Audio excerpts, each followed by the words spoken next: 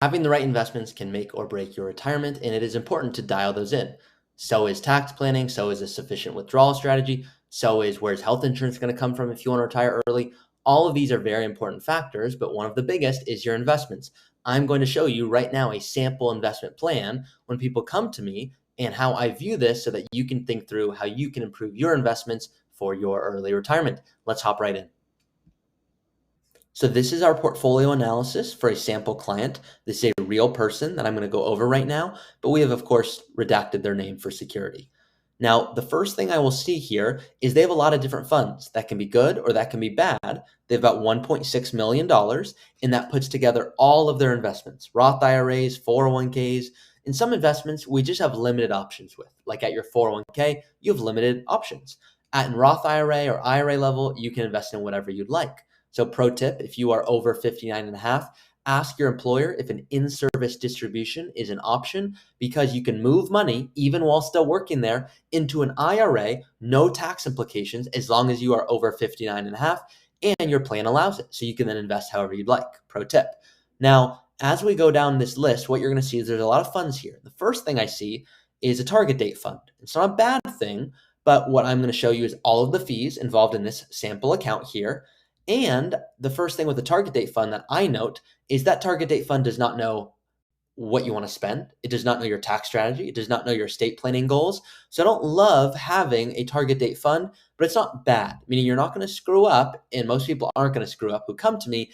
It's they're not going to essentially optimize. They're going to leave money on the table. And that's what most of you are trying to avoid. And so the first thing I want to do in my head is go, let me look at all the different investments and put them all together, okay? And I'll do what's called an overlap analysis. So let's look at some of the biggest holdings. Well, they have this individual stock, and you can see it's owned in the Artisan Small Cap Investor Fund. It represents 2.38 of the 2.4% of the portfolio. And then we have a little bit in all these other funds. But if we go down the list here, Microsoft, we own 1.7%. And we're paying this fund to own it, and this fund, and this fund, and this fund, and this fund. And so essentially what's happening is you are unnecessarily keeping fat in your portfolio. It's a weird way of saying it, but you have too much fat in the portfolio. You are paying fees in multiple occasions to essentially own the same exact thing. I would rather you say, let's determine how much we want to own and own it most efficiently. Now, this is not a red flag. I'm not losing sleep over this, and it's very, very low. But some of this, Apple, okay, do we know how much Apple exposure we have? Because this example, we have about nearly, less than 1.5%. But some people come to me and this number says 45%. They're like, I didn't know I had everything in there. So something to be aware of. We go down the list here I just did the top 10 holdings. A lot of these funds own the same thing, so we just want to be careful about that.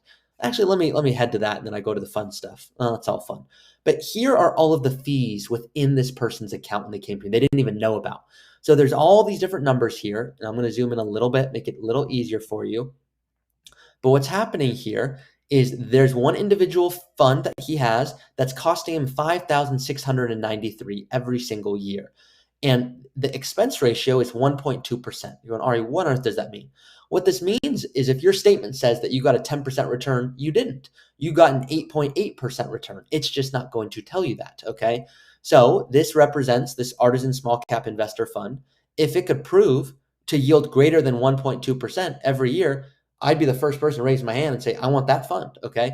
The problem is there's been numerous studies, and they call it a BB study, bang for your buck, that once this average net expense ratio of 0.81, once that goes above 0.20%, you do not get bang for your buck. And so what we want to be careful of is owning some of these funds with really high fees like 1.2%, 0.92, 1.15, 1.26. So that's the first fee. That's the expense ratio. That's the fee of just owning this fund. Now, some people go, Ari, is that like what I'm paying my advisor right now? No, that's separate. So you have your advisory fee, and then on top of that, there's this fee.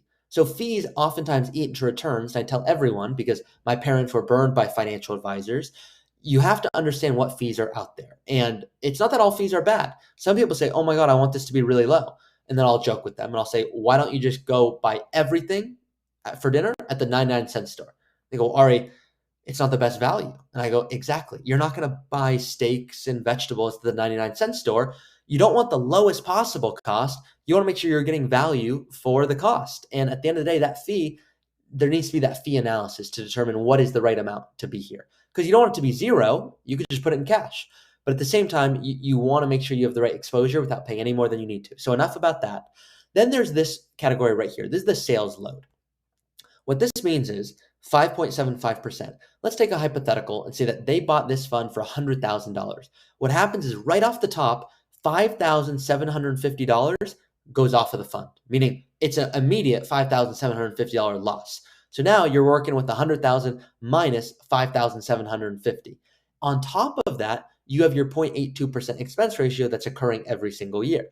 So more often than not, these sales loads I don't love because one, they eat into the returns, but two, it's a little egregious to me where they're getting a big commission, and then on top of that, there is the expense ratio. So this is the fee that they're paying for these funds. If we add up all of their different funds here, they're paying about 12,000, nearly 13,000 a year in fees that they do not see. They do not know about them. Now in your 401k, sometimes there's limited options, only so much you can do. But if we go down a little bit further, actually, let's stay here. So this is the overall fee. So hopefully good to see. Okay, you might be wondering, what are my expense ratios? You can look it up in Google. You don't have to have a fancy software like mine. It makes it really easy to put this together. But this is how I look at an investment. The next thing I want to look at, which is one of the biggest ones, is this right here. What's the breakdown of equities to bonds to cash? So do we have the right mix in each bucket? And most people go, oh my God, that seems like a lot, 80% equities plus. Well, it depends. Are you 30 years old, 50 years old, 70 years old? And I wouldn't even say I love that. And a lot of you know that from my podcast. I do not believe asking anyone, what is your age and risk tolerance? You might go, well, I'm at 2 today and I'm at 10 tomorrow. I'm just scared with stuff going on in the world and politics and you name it. I say, great, then let's not have this built out on just what you feel. There's risk tolerance, which is how do we feel about the ups and downs of the market? For example, you might go, Ari, I never want to be retired and see my portfolio go down 38%. Because what we're looking at right now is if you had this exact portfolio during these different market downturns, inflation, Fed concerns, COVID, subprime crisis, World Trade Center attack, tech bubble, here's what would have happened. It would have been down 20% and then 10% and then 38%. And some people go, Ari, I am not looking for this experience. Like, this is too much volatility for me. I say, great, here are our options. We can work longer. We can spend less. And most people go, well, I don't want to spend less. I don't really like my job right now. I'll say, great, then we can invest a certain way. What resonates most with you? You should know you have a bunch of levers. And you should know the magnitude and the degree of which it helps to move that lever. You might say, I'm going to work 3 more years. And you might not know it's not that valuable. You also might go, hey, I don't really want to invest differently, when that could be extremely valuable. So the magnitude of these levers are what's so important. And that's what I talked about in my first case study video. Now, if we go up here, the next thing I see is the following. About 80% of everything that this person owns is in North America. That's not a bad thing. But if we look at the general stock market as a whole, we want this to be closer to 60, 65% because we want to bulletproof the portfolio. If you owned this portfolio from 2010 to 2020, you are very happy. Okay, you did very well. But if you went 10 years before and now you're going, hey, I don't want to get unlucky and retire in the next few years and go through a rough patch here. What does that mean for my portfolio is it could present a real risk. And you want to protect against that. And the way you protect against that is you own enough assets everywhere. The next step here is right now this person, of all the 82% of equities they own, here's the breakdown of where it's owned. Meaning 18% is in the large growth part of the market, 7% large value, 4% small value, a blend of value and growth for 14% of large. The point of this is none of us know what's going to outperform.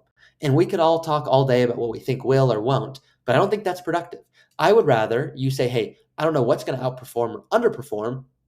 I want to own all parts of the market. So if this part of the market does well, great, we can pull from it. If it doesn't, that's okay. I have enough elsewhere. This person has some diversification going on, but I can see it's a little jumbled. It's not as distinct as I would like it to be, and that's important.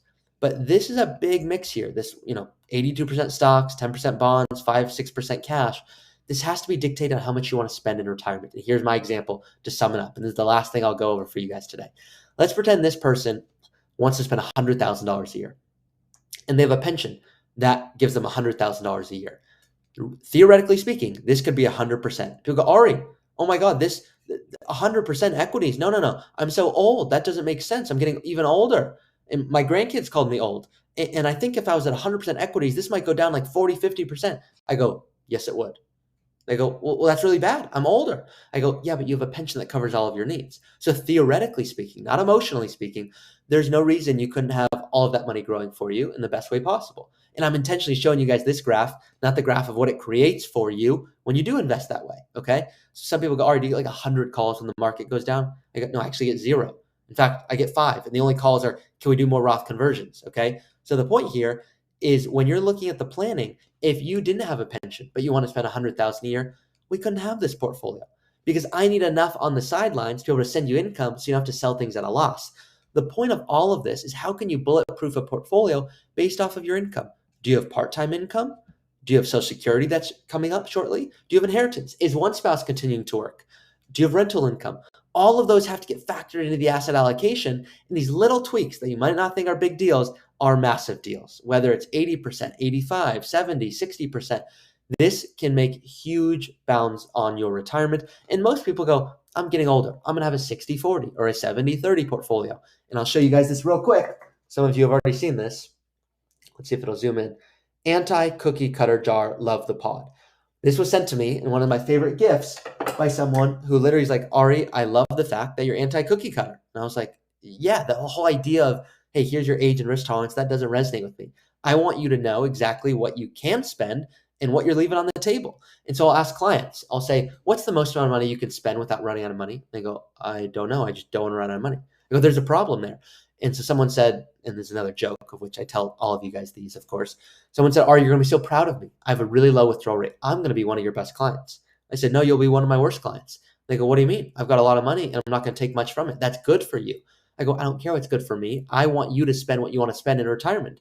And they're like, what are you saying here? What do you recommend I do? I go, I want you to have the highest withdrawal rate without running out of money. I want you to know what's the most you can spend when markets are doing well and what's the least that at a minimum, I never want you to go below this. And they're like, okay, I'm starting to see what you're saying. The point here is not to just say, how do I have a portfolio and die with 10 million bucks? It's to say, how do I make sure that I can retire and make sure my wife isn't working a stressful job and prioritize my health for the first time and start doing hobbies I want to do so the next 30 years are fulfilling. And that's the reason I do all of this, but I want to eliminate fees for a lot of my clients. At the same time, 12,000 bucks a year, 13, are you getting value for it? Most people know. And if you could spend 10,000 instead, or 5,000 or 3,000 to get the same value, I'd rather you do just that. So hopefully this was helpful to see what a sample investment analysis looks like for my clients. I love putting together custom strategies for clients. Your investments are just a part of the plan, but tax planning, estate planning, insurance planning, cash flow, budgeting, all of that has to be integrated into your plan. And if you want to retire early, there's a lot of nuance to this. It's not the traditional 65 to 95. It's the not so traditional, you retire at 60 or 58 or 63, and you need that money the next 30, 40 plus years. And I want you to have a plan for it. And I want you to retire early with confidence, not just on paper. Too many people retire and second guess going out to eat or taking that big trip or doing something fun when in reality, they have the funds to do so. So hopefully this video was helpful. And if so, please do like this video and share it with someone you'd like to retire early with.